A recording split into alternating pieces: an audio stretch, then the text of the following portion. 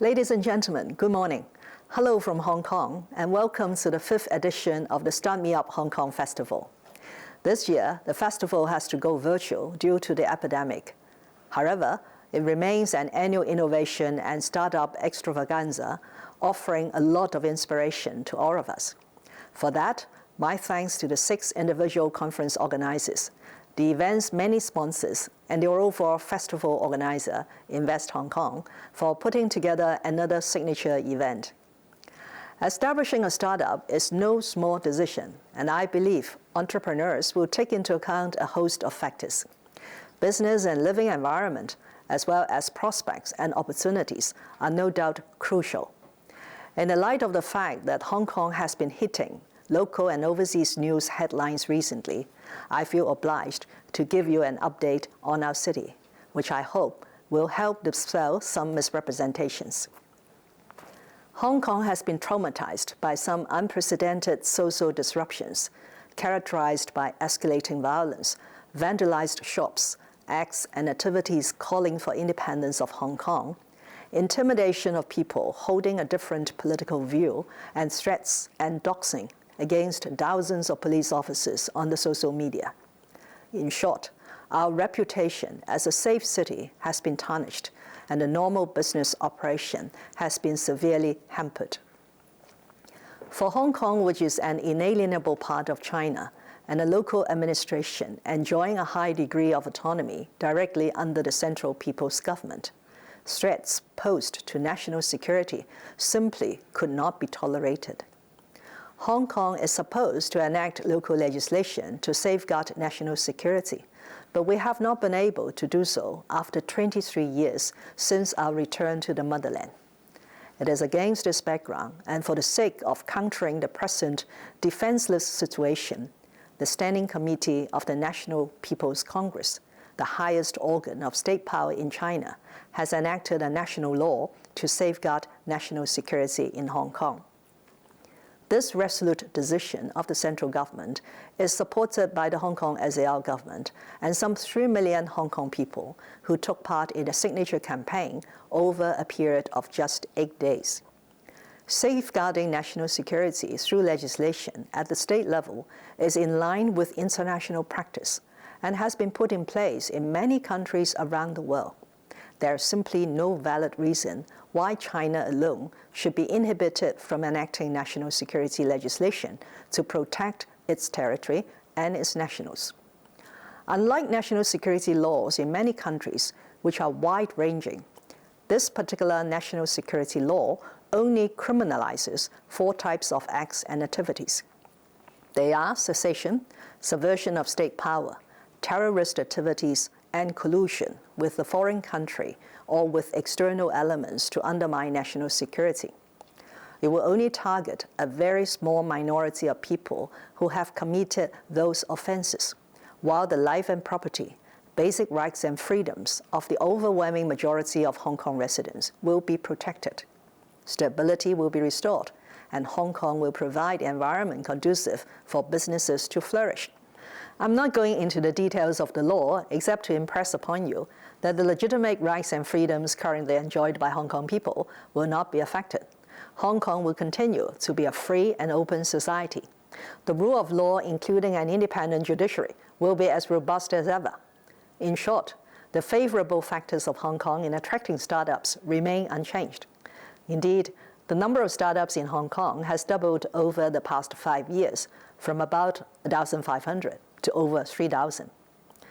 Of course, for all things to resume normal, we will have to conquer COVID-19 first, something the world as a whole has not yet succeeded.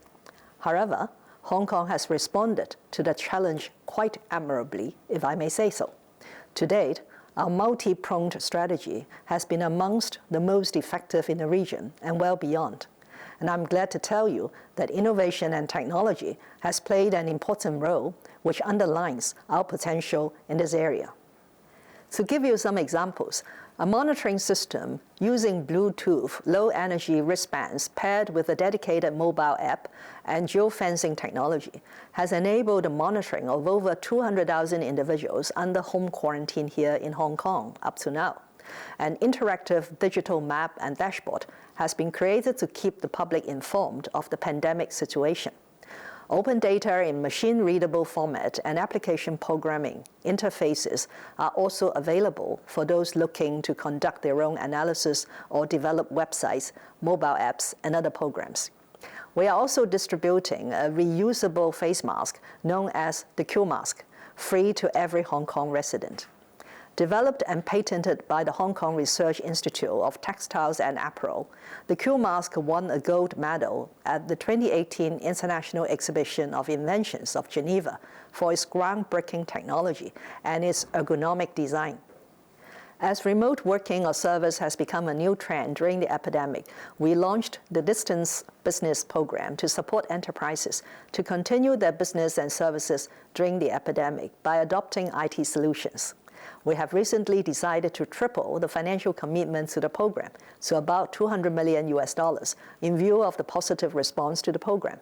These and other coronavirus-inspired developments underline my government's commitment to innovation and technology. In my 3 years as Chief Executive of the Hong Kong Special Administrative Region, we have allocated more than $13 billion to support innovation and technology initiatives and programs. I believe government support is instrumental in expanding our startup base. That's evident in the diversity of programs we offer. For financing, there's the $260 million Innovation and Technology Venture Fund.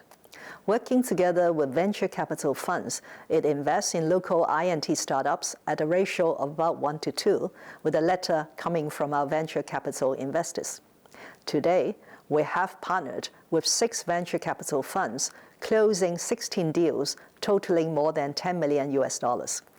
Startups are also involved in a number of programs under the Innovation and Technology Fund.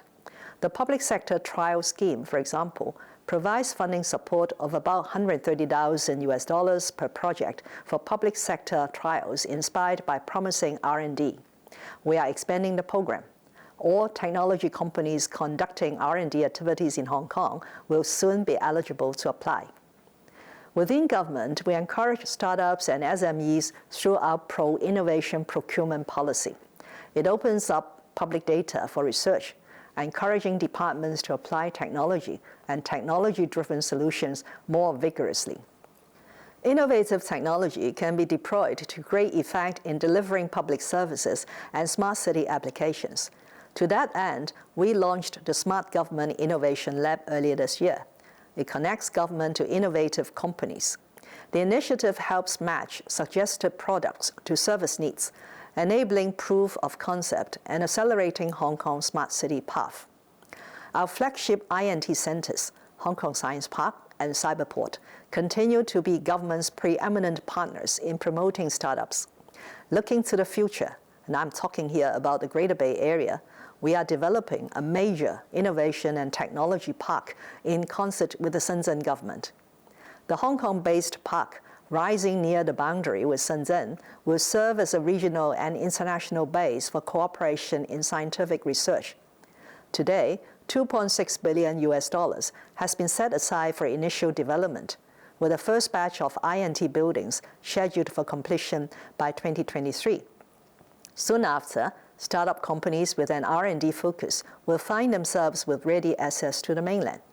We certainly have what it takes to seize the far-reaching promise of the Greater Bay Area, thanks to our world-class financial and professional services sectors, our R&D strengths, world-class universities, and intellectual property protection regime.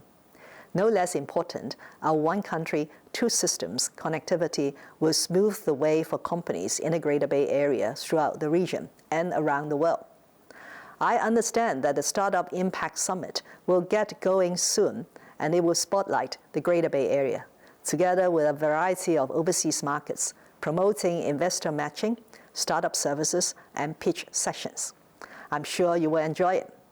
Ladies and gentlemen, wherever you are, however you are connected, whatever your business and goals may be, I know you will enjoy and profit from this year's Start Me Up Hong Kong Festival. And I look forward to seeing you in person right here in Hong Kong at next year's festival. Thank you.